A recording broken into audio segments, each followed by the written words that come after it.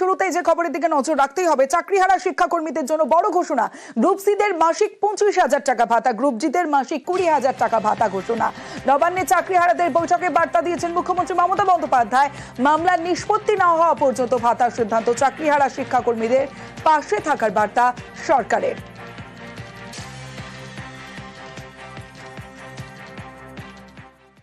এখন আপাতত আপনারা তো কেউ মাইনে পাচ্ছেন না, আপনাদের সংসার কি করে চলবে? এবং সেই জন্য আমি মনে করি যে আমাদের অনেকগুলো সোশ্যাল সিকিউরিটি স্কিম আছে। আমি এটা বলবো, আমরা যতক্ষণ রিভিউ করতে না পারছি এবং একটা ফয়সালা না হচ্ছে, ততদিন গ্রুপ সি যারা আছে তাদের একটা 25,000 টাকা করে, আর গ্রুপ ডি যারা আছে তাদের 20,000 টাকা করে একটা সোশ্যাল সিকিউরিটি যে স্কিম আছে আমাদের লাইফ এন্ড লাইভলিহুডের, সেটা যদি ওরা রাজি হয় তাহলে যতক্ষণ রিভিউ না হচ্ছে আমরা এটাকে চালাতে পারি। এর মধ্যে আমি কোনো ভাগাভাগি করছি না, এই কারণে যেহেতু কোর্টে কেস সাবজুডিস আছে। ভাতা নিয়েও আন্দোলনে অবস্থান অনুষ্ঠান চালিয়ে যাওয়ার ঘোষণা। আন্দোলন চালাবেন গ্রুপ সি গ্রুপ ডি চাকরিহারারা। আজই চাকরিহারাদের ভাতা ঘোষণা করেন মুখ্যমন্ত্রী মমতা বন্দ্যোপাধ্যায়। ওনারা একটা লাইভলিহুডের কথা ভেবেছেন, সেক্ষেত্রে ওনারা একটা প্রস্তাবনা দিয়েছেন। আমাদের যে গ্রুপ সি দের ক্ষেত্রে বলা হয়েছে 25,000 টাকা, সেটা 30,000 টাকা পর্যন্ত নিয়ে যেতে হবে বা দিতে হবে সেই টাকাটা। গ্রুপ ডির বন্ধুরা যারা ছিলেন তারা কিন্তু বলেছেন যে ওনারা 20,000 টাকা ওনাদের ক্ষেত্রে ঠিক আছে। আমাদের চাকরি বা আমাদের স্কুলকে যদি ফিরে পেতে হয় সেটা আইনি প্রক্রিয়ার মাধ্যমে ফিরে আসতে হবে। তো সেখানে ফেরার ক্ষেত্রে সবচেয়ে প্রধান থেকে প্রধানতম উপাদান হিসাবে আমরা ভেবে নিয়েছি কিন্তু যে যোগ্য অযোগ্যের যে লিস্ট, সেই লিস্টের কথা। তো ওনারা কিন্তু এখনো পর্যন্ত সেই লিস্টের ব্যাপারে আমাদেরকে কোনো আশানুরূপ বার্তা দেখাতে পারেননি। তাই আমাদের অবস্থান এবং আমাদের যে অনশন সেটা দুটোই চলবে। আপাতত নিজেদের জন্য নিচ্ছি না, কিন্তু আমার যেহেতু ছোট ছোট দুটো বাচ্চা আছে, তাদের খাওয়া, তাদের মেডিসিন, তো সেই জন্য আমাকে এটা নিতেই হচ্ছে। কিন্তু এটা আমরা মন থেকে মেনে নিতে পারছি না এই মুহূর্তে। আমাদের যোগ্য অযোগ্যদের সাথে গুলিয়ে দেওয়া হচ্ছে। আমি আজকে বাড়ি থেকে বেরোতে পারবো না, সবাই জানবে যারা অযোগ্য তাদের ভাতা দেওয়া হচ্ছে। তাহলে আমি স্কুলে যাচ্ছি না, তাহলে সবাই জানবে আমি অযোগ্য। তাহলে সেখানে আমার যে তকমাটা লাগলো, আমি কি করে বাইরে বেরোবো বলুন?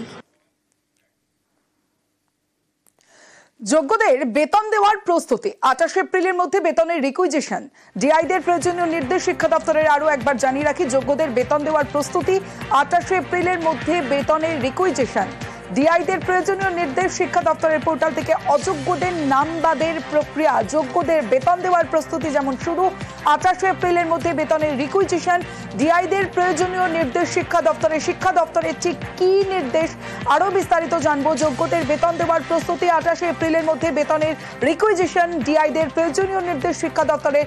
শিক্ষা দপ্তর ঠিক কি নির্দেশ দিয়েছে বিস্তারিত জানাবে সোমরাজ বন্দ্যোপাধ্যায় রয়েছে আমার সঙ্গে।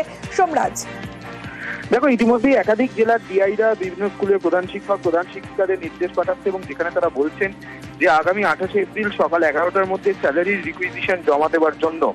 এবং শুধু তাই নয়, যারা যোগ্য নয় অর্থাৎ যারা অযোগ্য তাদের নাম বাদ দেওয়ার প্রক্রিয়া ইতিমধ্যেই শুরু হয়েছে স্যালারি পোর্টাল থেকে। তাছাড়াও যেটা সূত্র মারফত জানা যাচ্ছে, গ্রুপ ডি ও গ্রুপ সি যারা শিক্ষাকর্মী তাদের নাম ইতিমধ্যেই বাদ দিয়ে দেওয়া হয়েছে স্যালারি পোর্টাল থেকে। ইতিমধ্যেই একাধিক জেলার ডিআইরা তারা প্রধান শিক্ষক প্রধান শিক্ষিকাদের কেউ কেউ নির্দেশিকা পাঠিয়েছেন, কেউ কেউ ভিডিও কনফারেন্স করেছেন এবং সেখানে জানিয়ে দেওয়া হচ্ছে যে সোমবারের মধ্যেই যে অযোগ্য নয় অর্থাৎ যোগ্য শিক্ষক শিক্ষিকাদের তালিকা সহ স্যালারি ডিক্লারেশন জমা দেওয়ার জন্য। এই স্যালারি রিকুইজিশন পোর্টালে যাবতীয় তথ্য 28 তারিখ সকাল 11টার মধ্যেই আপলোড করে দেওয়ার নির্দেশিকা একাধিক জেলার ডিআইরা পাঠিয়েছেন প্রধান শিক্ষক প্রধান শিক্ষিকাদের বলেই স্কুল শিক্ষা দপ্তর সূত্রে খবর। বেশ, কাউন্টডাউন স্টার্ট। আর মাত্র 4 দিনের অপেক্ষা। বুধবার অক্ষয় তৃতীয়ার দিন দীঘায় জগন্নাথ মন্দিরের উদ্বোধন, আর তার আগে চলছে যজ্ঞ আচার অনুষ্ঠান। এক্স হ্যান্ডেলে সেই ভিডিও পোস্ট করেছেন মুখ্যমন্ত্রী মমতা বন্দ্যোপাধ্যায় এবং সেই ভিডিও পোস্ট করে শান্তি সম্প্রীতি সমৃদ্ধির কামনা করেছেন মুখ্যমন্ত্রী মমতা বন্দ্যোপাধ্যায়। উদ্বোধনের আগে আচার অনুষ্ঠান, বিভিন্ন আচার অনুষ্ঠান ইতিমধ্যেই শুরু হয়ে গিয়েছে। এক্স হ্যান্ডেলে সেই ভিডিও পোস্ট করেছেন মুখ্যমন্ত্রী মমতা বন্দ্যোপাধ্যায়।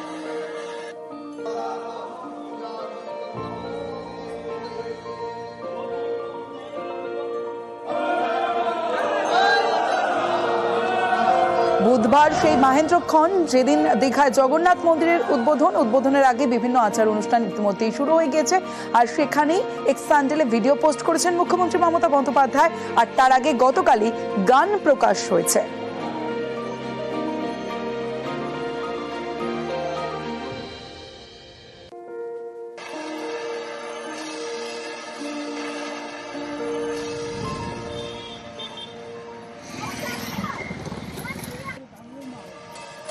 জগন্নাথ স্বামী জয় জগন্নাথ জয় জগন্নাথ জয় জগন্নাথ জয় হে। কাউন্টডাউন ইতিমধ্যেই শুরু হয়ে গেছে। চন্দননগরের আলোয় সেজে উঠছে দীঘা। 30 এপ্রিল দীঘায় জগন্নাথ মন্দিরের উদ্বোধন। সরাসরি চলে যাব, আমার সঙ্গে পঙ্কজ রয়েছে, পঙ্কজের সঙ্গে কথা বলবো। পঙ্কজ, বলা চলে একেবারে শেষ মুহূর্তের প্রস্তুতি, আর সেই প্রস্তুতির কি ছবি এই মুহূর্তে? একেবারে শেষ মুহূর্ত তমস্বী, দেখো যেখানে চন্দননগরের আলোয় আলোকিত হয়েছে সৈকত সরণি দীঘায়। আর হাতে মাত্র কয়েকদিন বাকি 30 এপ্রিল যেখানে জগন্নাথ মন্দিরের শুভ উদ্বোধন হবে।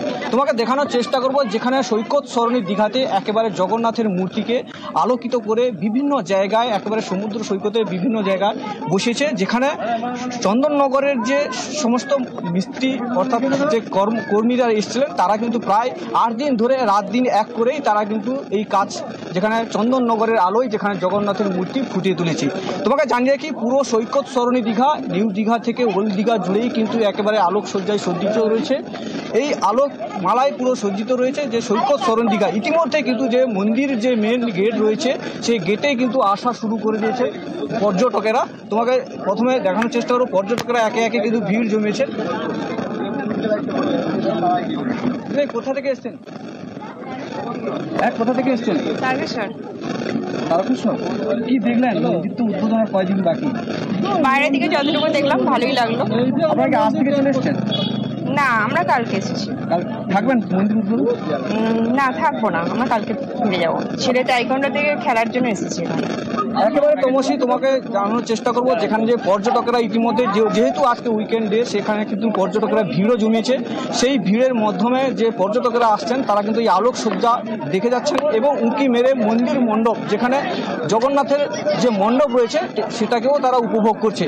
সব মিলে একেবারে সৈকত নগরী সুন্দরী দীঘা একেবারে আলোকসজ্জায় সেজে উঠেছে চন্দননগরের আলো। তমসি, বেশ পঙ্কজ।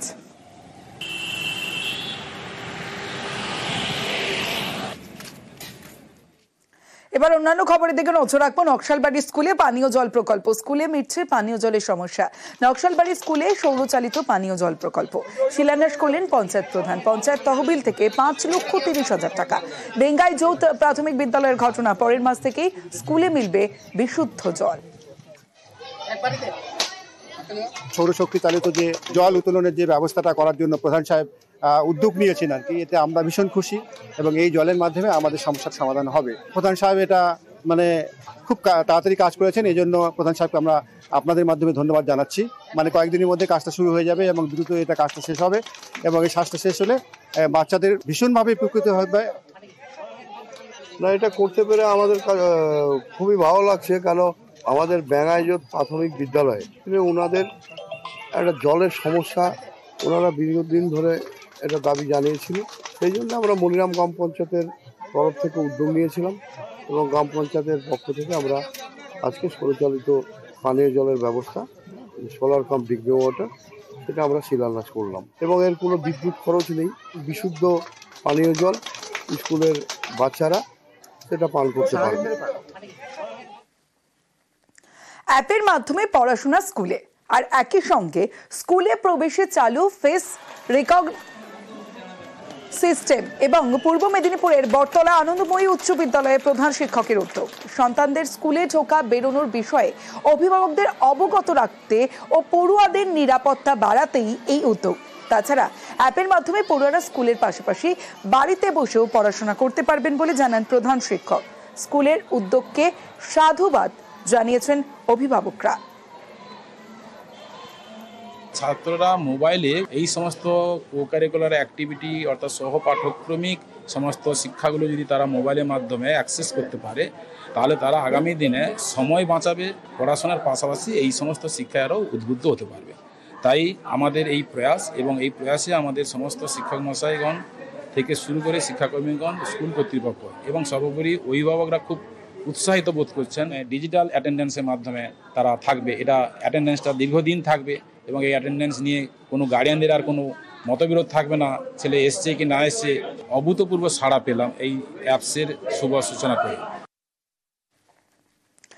মালবাজারের দিকে নজর রাখবো। মালবাজারে খাঁচাবন্দি চিতাবাঘ। বেশ কিছুদিন ধরেই মালবাজারে সাইলি চা বাগানে চিতাবাঘের আনাগোনা চলছিল। আতঙ্কে ছিলেন চা শ্রমিকরা। ছাগলের টোপে পাতা খাঁচায় বন্দি চিতাবাঘ। চিতাবাঘটিকে ছাড়া হয়েছে গরুমারা জঙ্গলে। চিতাবাঘ ধরা পড়ায় চা শ্রমিকদের স্বস্তি।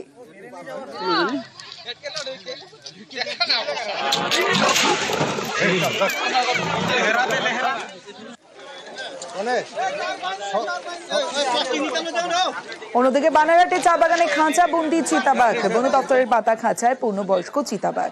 ছাগলের টোপ দিয়ে চিতাবাঘকে খাঁচা বন্দি করা হয়। চিতাবাঘটি উদ্ধার করে জঙ্গলে ছাড়েন বনকর্মীরা। মার্চে চিতাবাঘের হানায় জখম হয়েছিলেন এক চা শ্রমিক।